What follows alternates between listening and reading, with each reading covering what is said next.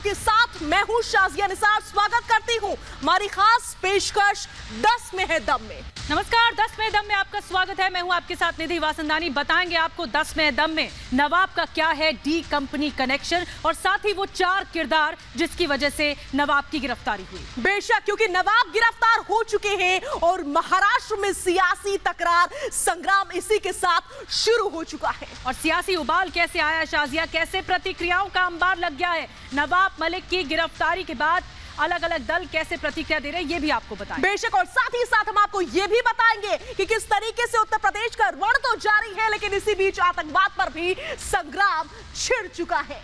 लेकिन सबसे पहले बात करते हैं कू ऐप यूजर्स के लिए आज के सवाल के साथ शुरुआत करते हैं, जिस पर आप अपना ओपिनियन रखते हैं, अपना मत रखते हैं। तो आज का सवाल जल्दी से देख लीजिए। नवाब मलिक की गिरफ्तारी ने महाराष्ट्र सरकार की क्या मुश्किलें बढ़ा दी हैं? अभी जाइए कू ऐप पर, रखिए अपने विचार। शो के अंत में जो आपका मत होगा, आपका ओपिनियन होगा, उसका परसेंटेज हम आप तक जरूर पहुंचाएंगे। बेशक, और अब बात करेंगे नवाब मलिक की, बात करेंगे महाराष्ट्र की सियासत की, जो कि अब बहुत ही ज्यादा गर्मा गई है निधि, क्योंकि नवाब मलिक की गिरफ्तारी हो गई है। और बताते हैं आपको वो 4 किरदार जिसकी वजह से नवाब मलिक की गिरफ्तारी हुई। नवाब मलिक की गिरफ्तारी इन 4 किरदारों के इर्द गिर्द घूमती हुई नजर आ रही है। और क्या है वो अंडरवर्ल्ड कनेक्शन नवाब मलिक का, जिसकी वजह से ईडी को रिमांड मिल चुकी है नवाब मलिक की। देखिए जरा।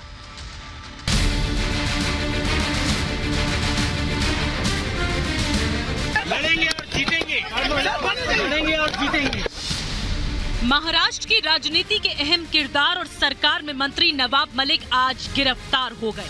गिरफ्तारी के बाद से ही सियासी वार पलटवार जारी है, लेकिन इस बीच हम आपको अब बताते हैं कि वो 4 अहम किरदार जिनके चलते नवाब मलिक की गिरफ्तारी हुई।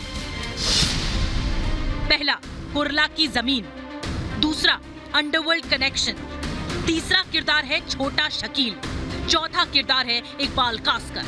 इन्हीं के ही इर्द गिर्द नवाब मलिक की गिरफ्तारी हुई और आरोप भी संगीन लगाए गए। पहला, कुर्ला की जमीन। पूर्व मुख्यमंत्री देवेंद्र फडणवीस ने आरोप लगाए थे कि कुर्ला की 3 एकड़ की जमीन को नवाब मलिक ने सिर्फ 20 लाख रुपए में खरीदा। ये सौदा 2003 में शुरू होकर 2005 में खत्म हुआ। टाडा के आरोपियों, बम ब्लास्ट के आरोपियों से नवाब मलिक ने जमीन कौड़ियों के दाम पर खरीदी थी।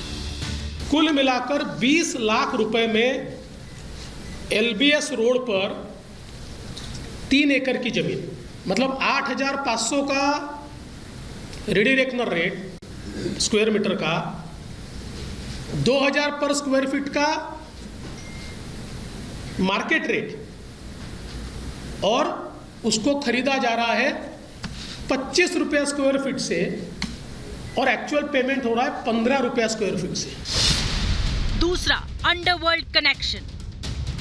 देवेंद्र फडणवीस ने आरोप लगाया था कि नवाब मलिक और अंडरवर्ल्ड का कनेक्शन काफी पुराना है और इसके 2 किरदार हैं। उन्होंने कहा था कि इनमें से पहला किरदार है सरदार शाह वली खान, जो 1993 बम धमाकों का आरोपी है। वो फिलहाल उम्र कैद की सजा काट रहा है। सरदार पर यह आरोप था कि उसने टाइगर मेमन के कहने पर बीएमसी की इमारत और अन्य जगहों पर बम रखने के लिए रेकी की थी। मोहम्मद सलीम पटेल अंडरवर्ल्ड डॉन दाऊद इब्राहिम का आदमी है। वह दाऊद की बहन हसीना पारकर का बॉडीगार्ड और ड्राइवर भी था। फडणवीस ने कहा था कि जब हसीना को गिरफ्तार किया गया था तब पटेल को भी मुंबई पुलिस ने पकड़ लिया था। इंटेलिजेंस ब्यूरो की रिपोर्ट के मुताबिक हसीना के नाम पर मुंबई में संपत्ति जमा होती थी और ये सब सलीम पटेल के नाम पर लिस्ट होती थी, यानी power of attorney Salim Patel के नाम होती थी। सरदार शाह वली खान ये 1993 बम ब्लास्ट के गुनेगार हैं। सलीम पटेल हसीना पारकर के ड्राइवर भी थे, बॉडीगार्ड भी थे और फ्रंटमैन भी थे। सलीम पटेल और शाह वली खान ने मिलकर इस जमीन की बिक्री की है। बिक्री किसको की है? Solidus investments private limited. ये Solidus investment private limited company है नवाब मलिक जी के परिवार की। तीसरा किरदार है छोटा शकील। अंडरवर्ल्ड डॉन दाऊद इब्राहिम के हवाला रैकेट संभालने की जिम्मेदारी छोटा शकील देखता है। मुंबई में शकील इस हवाला रैकेट को अपने खास गुर्गों के जरिए ऑपरेट करता है।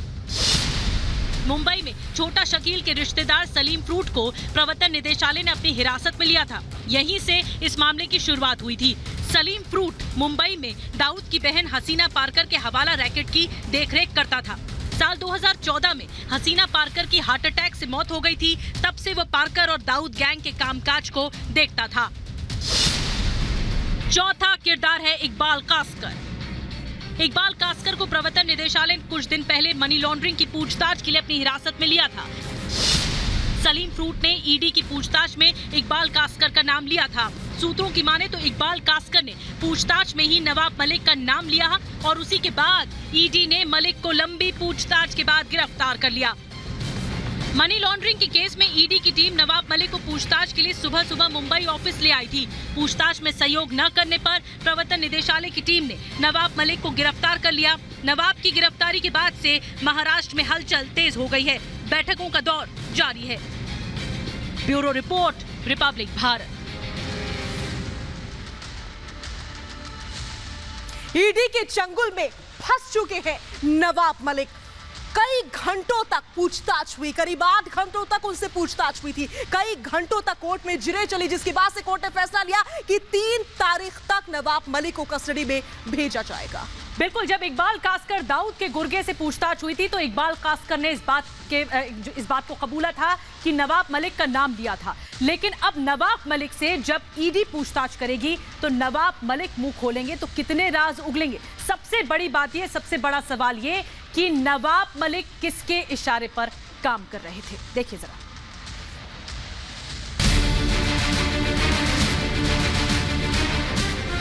महाराष्ट्र के मंत्री नवाब मलिक गिरफ्तार।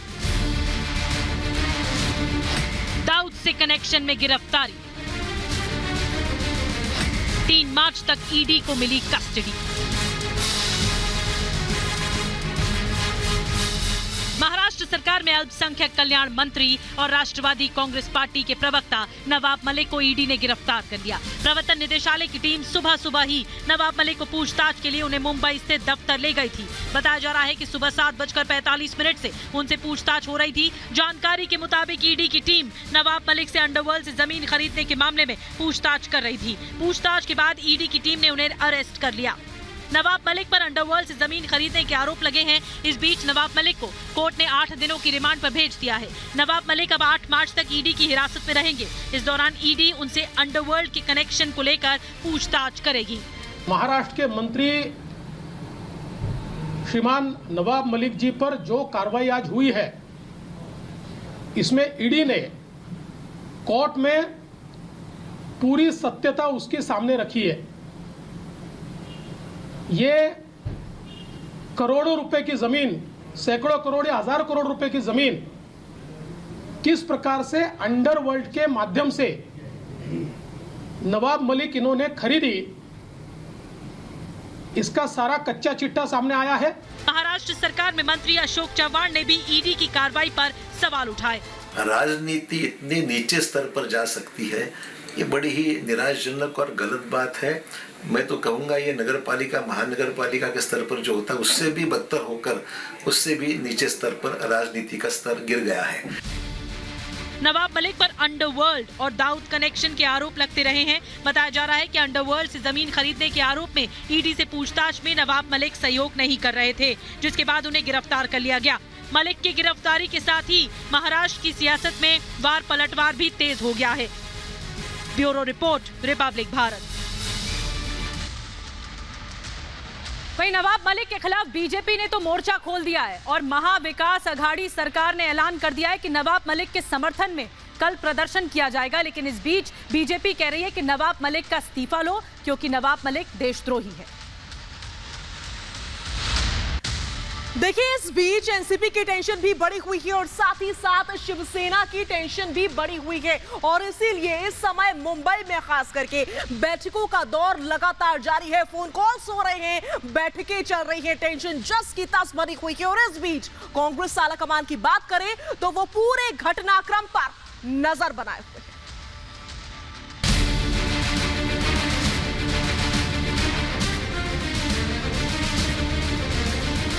नवाब मलिक की गिरफ्तारी क्या हुई? आनन फानन में महाराष्ट्र के सियासी समुद्र में एनसीपी से लेकर शिवसेना तक सब हिल चुके हैं। पहले 2021 में अनिल देशमुख की कुर्सी गई, वो भी एनसीपी के ही नेता रहे, और फिर मनी लॉन्ड्रिंग केस में गिरफ्तारी हुई। आज एक और एनसीपी का बड़ा नेता नवाब मलिक ईडी के शिकंजे में फंस चुका है।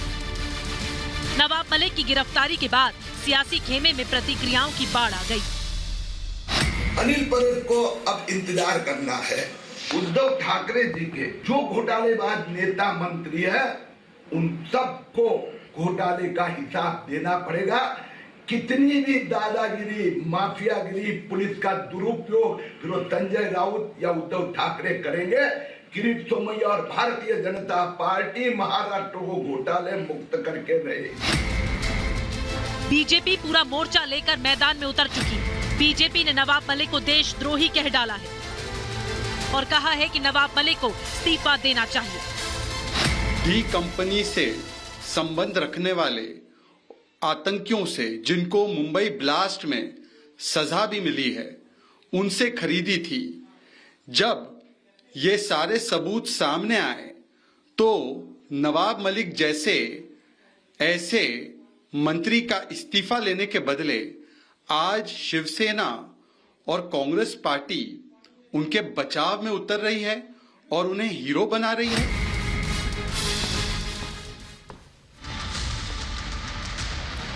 और अब बात करेंगे यूक्रेन की, क्योंकि रिपब्लिक भारत इस समय यूक्रेन पहुंचा हुआ है, ग्राउंड जीरो पर पहुंचा हुआ है, और हमारे सहयोगी हमें एक्सक्लूसिव रिपोर्ट के जरिए वहां की सच्ची और सही तस्वीर दिखा रहे हैं। बिल्कुल, रिपब्लिक भारत जा पहुंचा है यूक्रेन के एक गांव में, जहां पर बमबारी हो रही है, पूरा युद्ध क्षेत्र बना हुआ है। वहां पर रिपब्लिक भारत पहुंचा है। किस तरह गांव के लोग वहां से निकल रहे हैं, इवैक्यूएट हो रहे हैं, सुरक्षित स्थानों पर पहुंचने की कोशिश कर रहे हैं, देखिए जरा यूक्रेन से सीधी रिपोर्ट।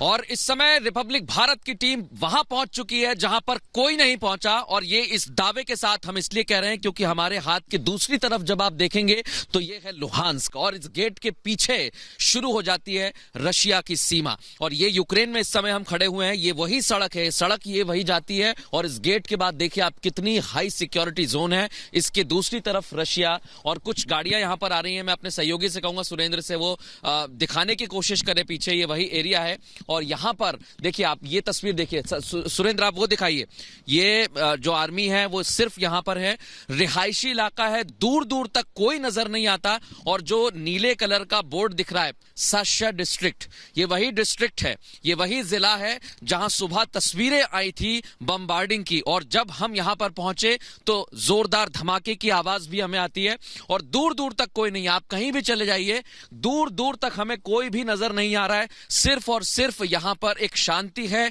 एक खामोशी है, और इस खामोशी में बहुत सारी तस्वीरें मैं आपको दिखाने की कोशिश करूंगा। इधर आइए आप सुरेंद्र, इधर आइए हमारे साथ। ये देखिए यहां पर सेना के जवान मुस्तैदी के साथ तैनात रहते थे। आपने जब किसी भी क्षेत्र की, किसी भी देश की सीमा देखी होगी तो इसी तरीके से व्यवस्था की जाती है। यहां पर पेट्रोलिंग की टीम बैठा हुआ करती थी, लेकिन अभी कोई भी नहीं है, पूरा खाली पड़ा हुआ है। ये पूरा मैदानी इलाका, किस तरीके से रिहायशी इलाका खाली। श्रवण हमारे साथ वरिष्ठ सहयोगी हमारे जुड़ गए हैं सीधे। पहली बार एक ऐसा चैनल, सिर्फ भारतीय चैनल नहीं, पूरे विश्व में ऐसा पहली बार होगा कि लुहांस्क वाली इलाका जो यूक्रेन के कंट्रोल में है, ये देखिए, ये यूक्रेन के झंडा, इसके उस पार में वही एरिया है जिसे अभी पूरी तरह से खाली कर दिया गया है। क्योंकि आज सुबह को इसी इलाके में उस तरफ, रावत जी को कहेंगे कि उस तरफ थोड़ा दिखाइए, उस तरफ जो आज सुबह में कंट्रोल्ड ग्रेनेड एक्सप्लोजन हुआ था वो आगे की तरफ है। उस इलाके में कई सारे लोग रहते हैं, कई सारे बिल्डिंग हैं। आप देखिए किस तरह से ये पूरे यहां से चेक पॉइंट है कि लोगों को अगर लुहांस्क के उस तरफ जाना पड़े तो यहां से पूरी चेकिंग होती है। ये देखिए पूरी इलाका भी खाली कर दिया गया है।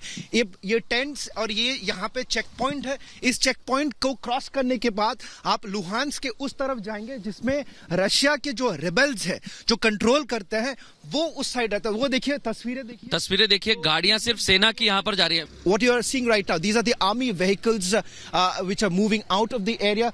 this entire area that you are basically looking at, this entire area is now being completely evacuated, primarily because of the fear that is looming large of an explosion or the battle that could take place from the rebel side. Explosions that have taken place and the firing that could actually take place. You can hear those explosions. You can hear the explosion that took place a short while back. As we spoke right now, there was an explosion on the other side. So clearly, this is the very area where the battle has basically intensified. And Republic Media Network. और हमने कितने check post पार किए हैं? 5 से 6 check post हमने पार किए और इसके बाद हम यहाँ पर पहुंचे हुए हैं। ये देखिए, ये पूरा जो टेंट बनाया हुआ है रहने के लिए, यूक्रेन का आपको झंडा नजर आएगा, यूक्रेन का साइन नजर आएगा और यहाँ पर किस तरीके का माहौल है, किस तरीके की शांति है। शवन, ये शांति बताती है कि यूक्रेन के कंट्रोल में जो चीज है वहां पर कोई नहीं है, सब यहां।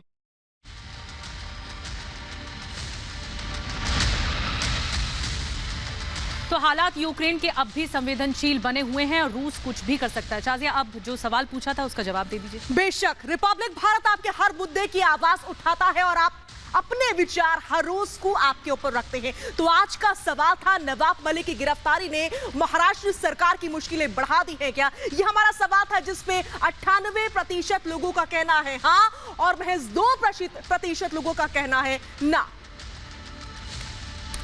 तो इसी के साथ 10 में दम में आज के लिए बस इतना ही। आप देखते रहिए रिपब्लिक भारत।